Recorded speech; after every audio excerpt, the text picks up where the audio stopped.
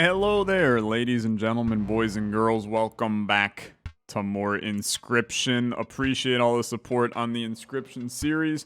Look, I hear it loud and clear. I'm pretty terrible at this game so far. I think it's a lot of like pent up other deck builder knowledge that is skewing me because this game is so freaking different from other deck builders.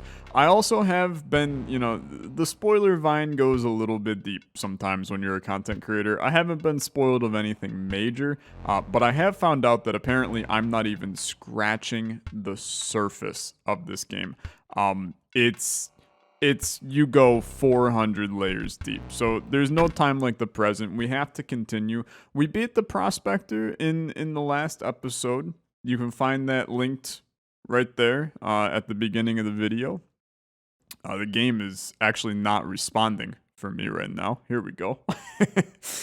Sometimes you never know whether or not these things are a good or bad thing when they're not responding, part of the game or not. Sound of the prospector's pickaxe still ringing in your ears. You carry onward. So now we move on to the swamp, is I believe what happened at the end of last video. Rank smell of rotten mold permeated the humid air. Every step forward was answered by some nearby slip or slither. Tread cautiously into the wetlands. So I'm actually going to get up off the table here. Because I want to... This is definitely still something, but we don't know what it is. I think we should try to get this figured out. Now, I don't actually know what's going on here, but I also kind of do, right? Because we've learned some stuff. When the lizard thing dies, right? When Lizard Boy dies, it creates another thing in its place to the side of it, right? And I think we're trying to win the match. Right? I mean, look at this one, right? In this one, we're winning the match, right? Because it's 2 damage, 1 damage, 1 damage, 1 damage, 5 damage, win the match, boom, boom, boom, right? So I have to win the match here, too. And this is where things are weird, is we don't know necessarily what's going on. So this is a 0 out of 5. You have protection against my winged creature. But I also can't move that. Well, I can move it to my side. Yeah, okay. So we're definitely going to do that. So basically, we attack, we kill him. And then he would attack... Well, he would never die. So this would forever be 1 in this case. What if we just take as many things as possible, right? And just bring it all to our side. So that's a 2 out of 5. I'm kind of interested... In my own opinion, we should never see... Yeah, so this is now a 1 out of 5 because we bring this guy over to our side.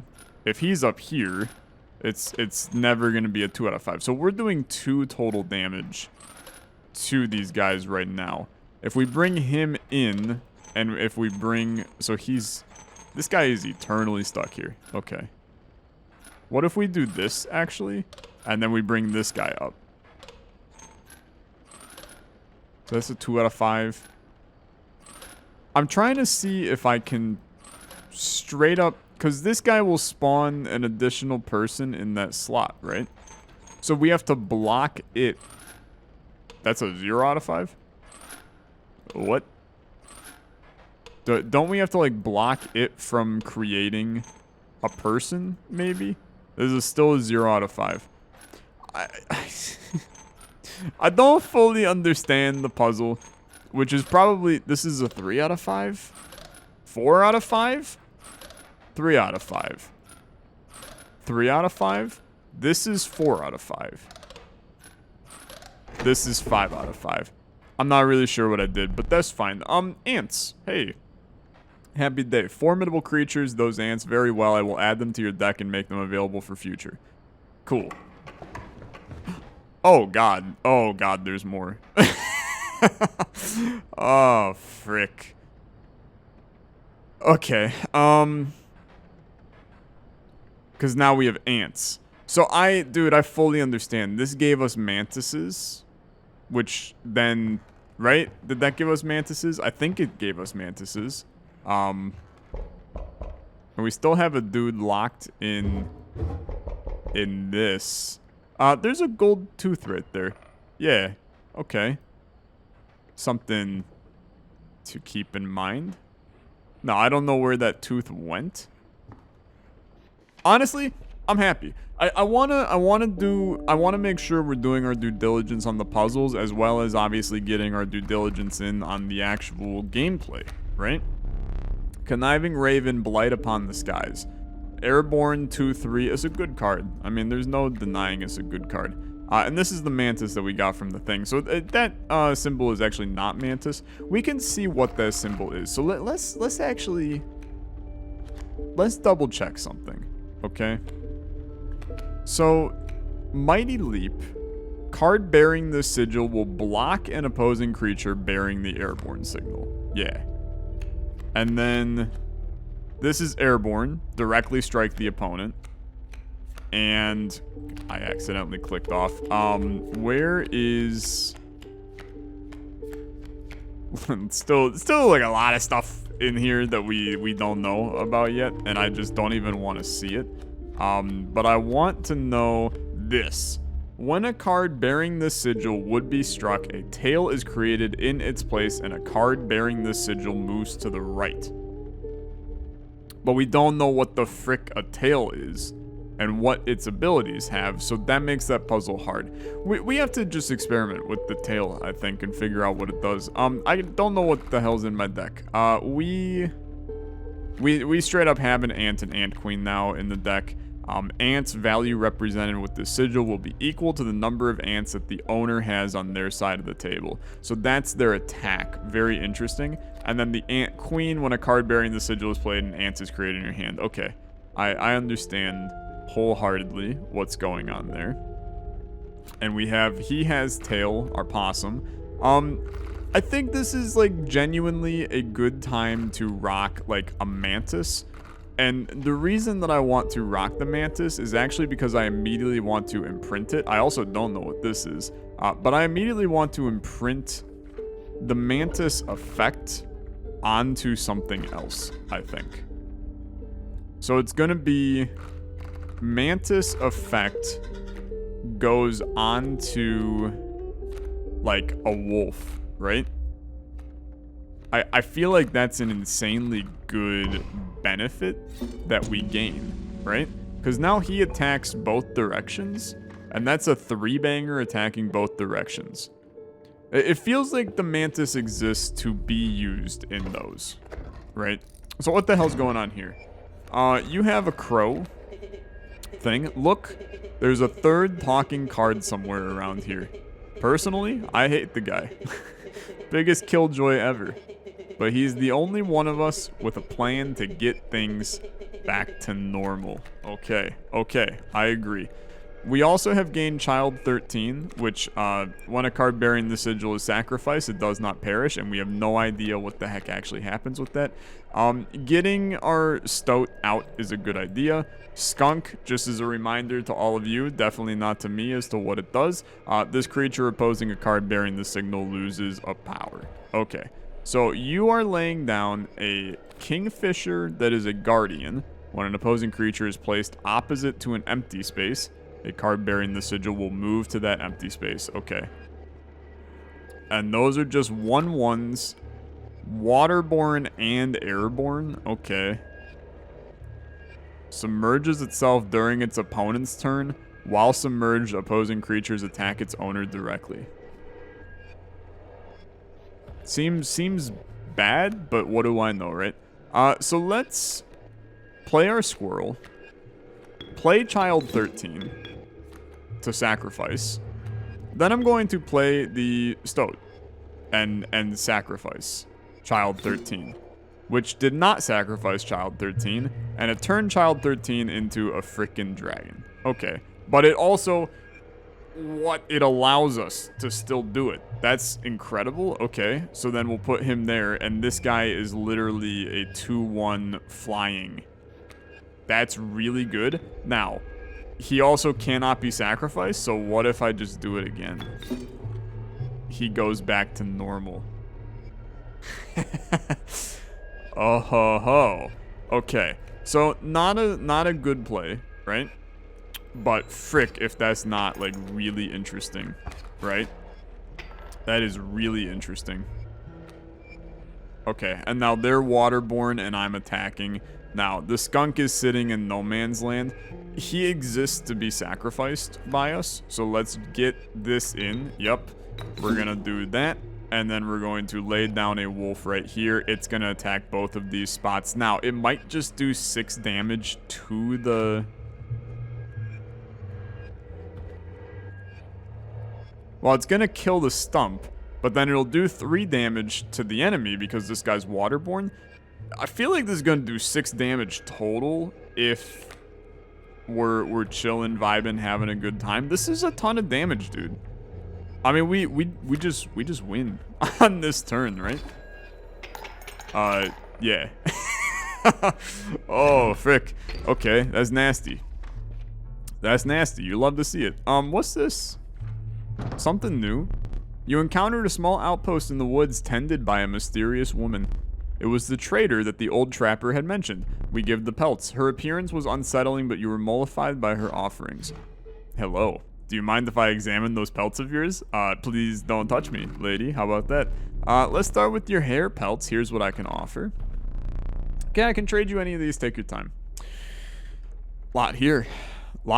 Dude, again, mantis, I really, really like. I do. I think it's a really fascinating creature. River snapper, I also think is an interesting creature because of its health, right? This is one where you get another ability imprinted onto it and you move from there. Beehive. What is this? Bees within. Once a card bearing this sigil is struck, a bee is created in your hand. It is defined as a 1/1 airborne. Okay. I kind of like the beehive, I'm not gonna lie. Porcupine basically has thorns on it. That makes total sense. And the rest of these we understand. So I'm iffy. I don't really think we want a bone creature. I kind of still like the mantis, but there's another part of me that's like, when I look at what has a sigil, right? I'm not really wanting to change the sigil on any of this, so I think we just take something that doesn't have a sigil, and in that case is the beehive. And then that's a golden pelt, magnificent, love to see you, and you're giving me some more rares. Okay, so strange larvae, I don't know why I said larva, so weird. Fledgling, more powerful form after 1 turn, fair enough. I get a random item as long as I have less than 3. Very, very interesting, and probably very good, but I don't understand the power of it yet. And then the long elk, when a card bearing the sigil damages another creature, they perish, and he just moves. I feel like I'm not necessarily prepared to understand how to play this, so I think the best case scenario is you take the pack rat, right? I think the long elk is something that you probably like build into. This is going to allow me to remove a card from the deck. And I'm going to be blunt with you. I would like to do that. I would like to do that because we're approaching the point where the deck is too big. You came across some familiar stones, but there was something different. You intuited that the fate of the creature selected for this would not be pleasant. So like, what if I just killed the talking guys, right? I feel like that's a good idea, but maybe not. This skunk is kind of trash, in my opinion. But I also understand that is not incredible. I'm also definitely being forced to do this. I'm going to put the skunk in there. Or do you do the worker ant, right? Because you're going to get more ants out of it. It's an interesting idea, for sure. But the ant queen also benefits from more ants. So I think that that's a little bit of a dumb play. Yeah, I'm gonna kill off our skunk. Sorry. I'll see you later. You callously slaughtered the skunk. I mean, that's fair, right? That's fair. Bone Lord was pleased by your sacrifice.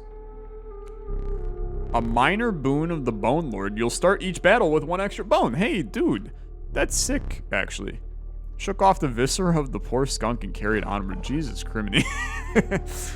Game is freaking brutal, man. Okay, send me into another battle. I feel really good about how we're playing, to be honest with you. And we start with a bone. Very good.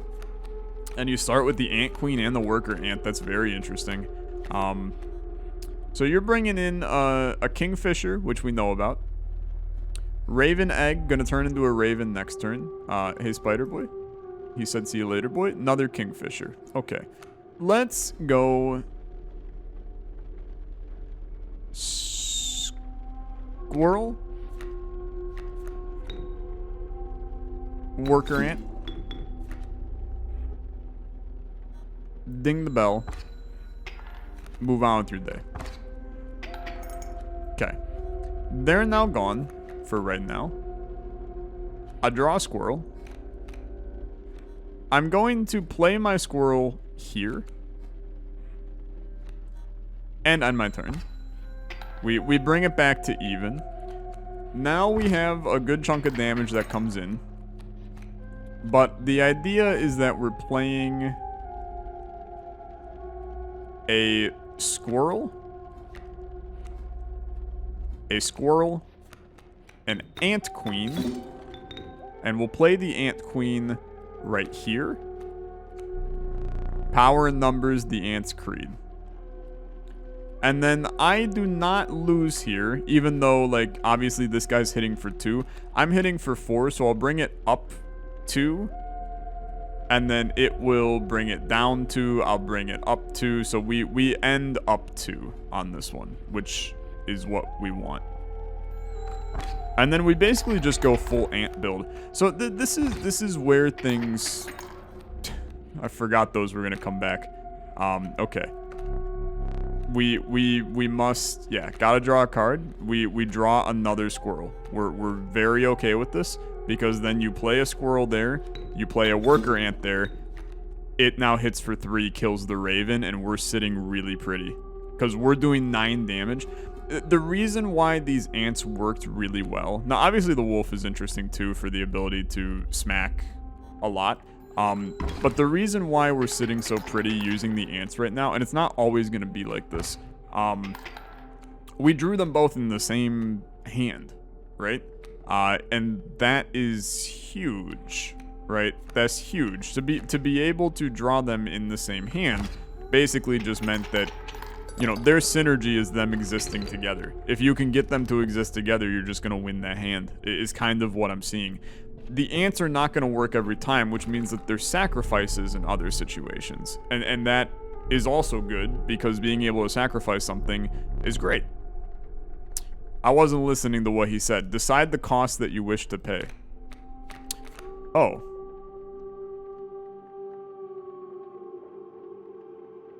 Believe it or not, I actually think we can afford a triple in our deck now, because we have so many ways to create stuff.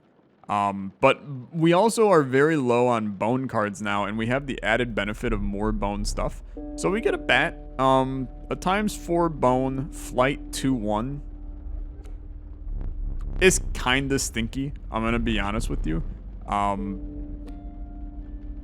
But I can't just leave it.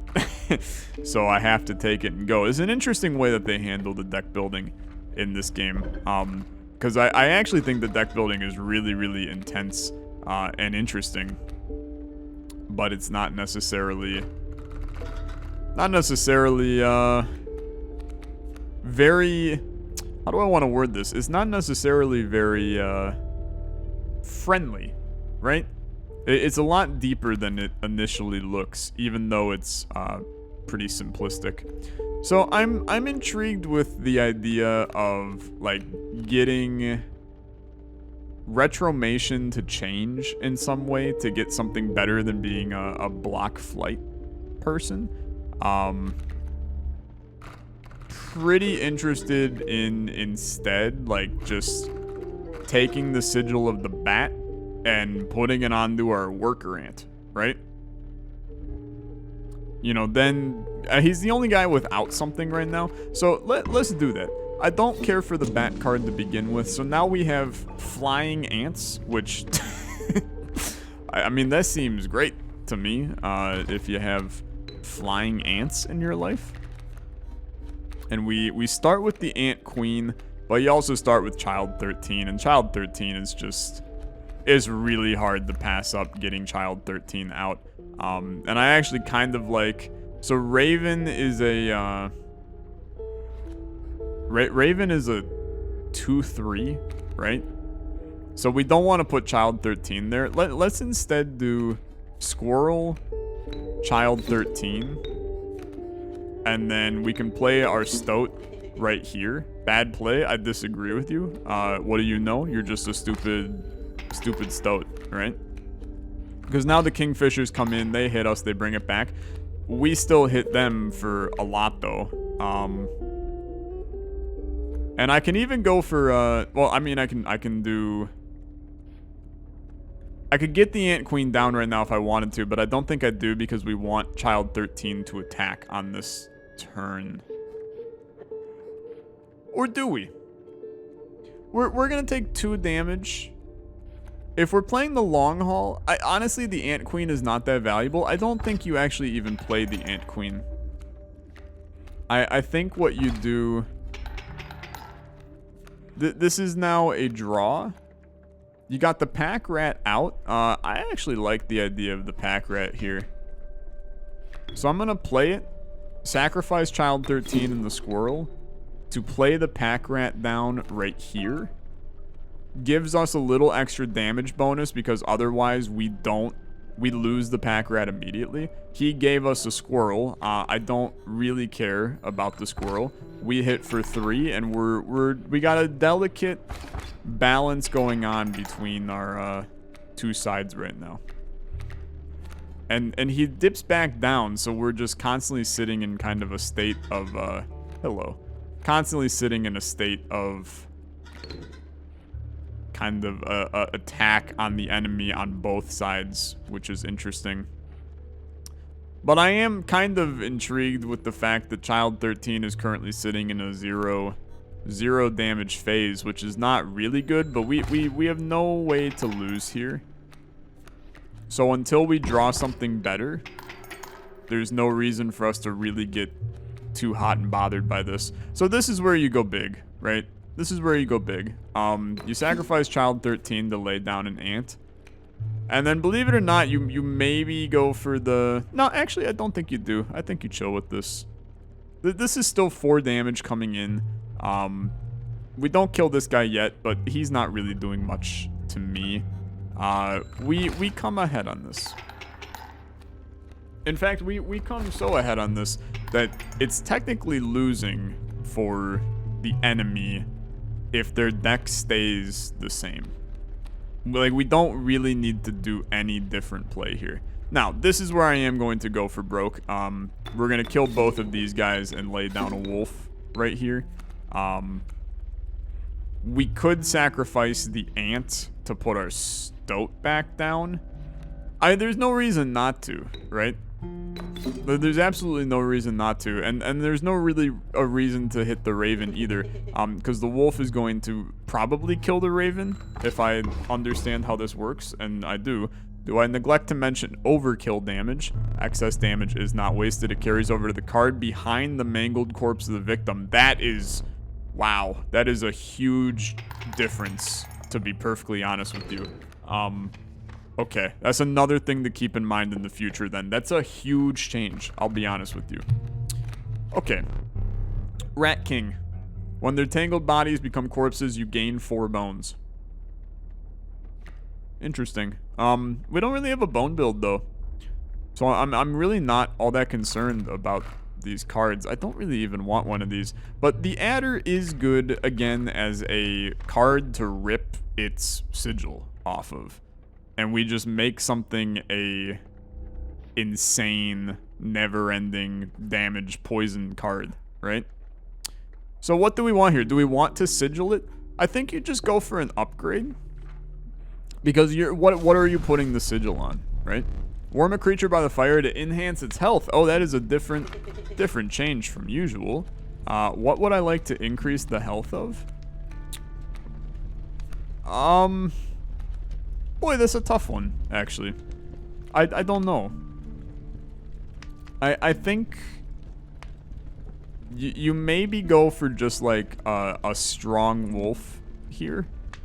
I still can't help but feel that wolves are not actually good. I mean, I feel like I've made our wolf good. Maybe it's child 13, right? There's not really any fear in increasing child 13 as a strong card, right? I actually think that's fine. So we're gonna fight another boss. Am I afraid for this? Yeah, a little bit, actually. More than a little bit. Foul smell invaded your nostrils and caused your throat to seize. Okay. Hulking man sat by a brackish pond with his feet submerged in the dark water. He pulled a hook from a pile of rotting fish and rose to his feet. Hello. I am the angler. Go fish. Wrong card game, buddy. It's the wrong card game. Okay. He's got a kingfisher. That's not a concern for me in the slightest, I'm going to tell you. We also have full ability to get kind of crazy here. He's got some smoke. Again, when a card bearing the sigil dies, 4 bones are awarded. It's free to play. I just feel no reason not to play it. So, play it. Hopefully I don't regret that. Getting Retromation out, man, is a great situation for us. So we'll play Rito right here. And then the rest of this we're kind of chilling with, but if we could get some big damage out early, frick, it'd be good. So let's grab the black goat. I just realized that he costs thing to do. I did not mean to plier. Damn, I meant to hit the squirrel, but that's fine. Let's get the goat out here now. And that way when he dies, things get interesting. Now you might be wondering, why am I not just going after the kingfisher? Because it kind of doesn't matter, right? And we want this guy to die. I mean, I guess Rito right here would have been a good play. But I'm okay with this. Which fish? Hard choose. Okay, so he's destroying our smoke is what I'm seeing. At least I would assume that is what he is doing. I think we should draw a regular card. Worker Ant and Ant Queen being out is pretty big. So kill the black goat. Fresher fish, easy choose. Not what I wanted to see, I'm gonna be honest with you. Oh, and I'm understanding how the black goat works now. So I misplayed like big time. Like really heavily misplayed. Okay. Just accept the fact that that's an L. Well, I mean, it's not an L. It resets. All of his stuff comes off. Go fish. He lays down bait buckets. These are just... They're just one heart chilling. We're fine with this. We're very fine with this. Let's just get a squirrel. Squirrel go here. Dude, we need the smoke to die, to be honest with you, because I can't sacrifice the smoke, I don't think. And I can sacrifice the smoke. Oh, dude, even freaking better, to be honest with you. Because now you got the ant queen out, and then the worker ant gets played next turn. You have a 3-3-3-3 across the board. It's disgusting. Oh, this is real bad. Go fish. Okay, yeah, you got me. Probably should have suspected that. These are all 4-2s that I just spawned. Wow. That's freaking terrible. I mean, that is absurdly bad for us. So own the lanes. Here's the thing, dude. I mean, we just win. Like, it's a complete annihilation on him.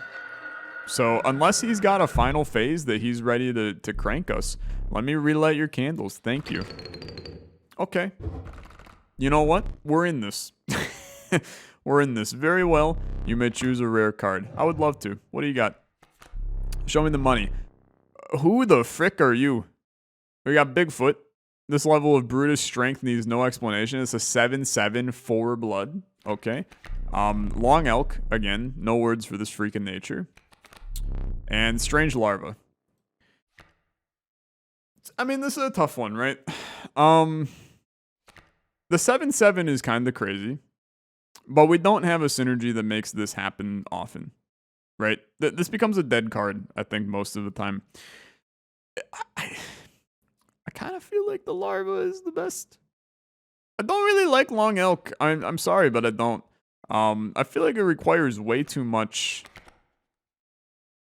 At the end of the owner's turn, a card bearing the sigil will move in the direction inscribed on it.